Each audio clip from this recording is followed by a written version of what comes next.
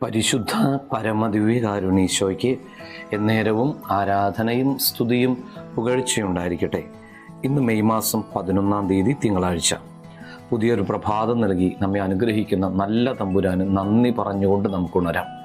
കർത്താവേ, ഈ ദിവസം അവിടുത്തെ ഹൃദയത്തോട് ചേർന്ന് നിൽക്കുന്ന ഒരു ദിവസമായി മാറട്ടെ.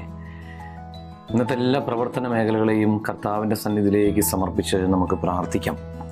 യോഹന്നാൻ്റെ സുവിശേഷം 4-ാം അധ്യായം 28-ാം വചനം ധ്യാനിക്കാം.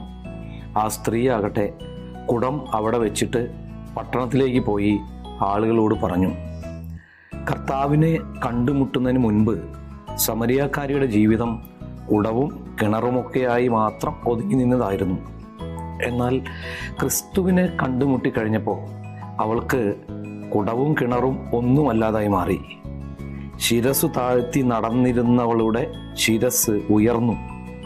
സമൂഹത്തിൽ നിന്നും മാറി നിന്നിരുന്നവൾ സമൂഹത്തിലേക്ക് ഇറങ്ങി. ആരോടും മിണ്ടാതിരുന്നവൾ ക്രിസ്തുവിനെ പറ്റി വാതോരാതെ സംസാരിക്കാൻ തുടങ്ങി. കർത്താവെ, സമരയാക്കാരി സ്ത്രീയെ പോലെ ജീവജലം നൽകുന്ന അങ്ങയെ കണ്ടുമുട്ടാൻ, ജീവിതത്തിൽ ഒരു സമ്പൂർണ്ണ മാറ്റം വരുത്താൻ ഞങ്ങളെ സഹായിക്കണമേ എന്ന് നമുക്കിന്ന് പ്രാർത്ഥിക്കാം. എല്ലാവർക്കും നല്ലൊരു ദിവസം ആശംസിക്കുന്നു. നമ്മുടെ കർത്താവ് ഈശോ മിശിഹായുടെ കൃപയും പിതാവായ ദൈവത്തിൻ്റെ സ്നേഹവും പരിശുദ്ധാത്മാവിൻ്റെ സഹവാസം ഉണ്ടാകട്ടെ, ഇപ്പോഴും എപ്പോഴും എന്നേക്കും. ആമേൻ.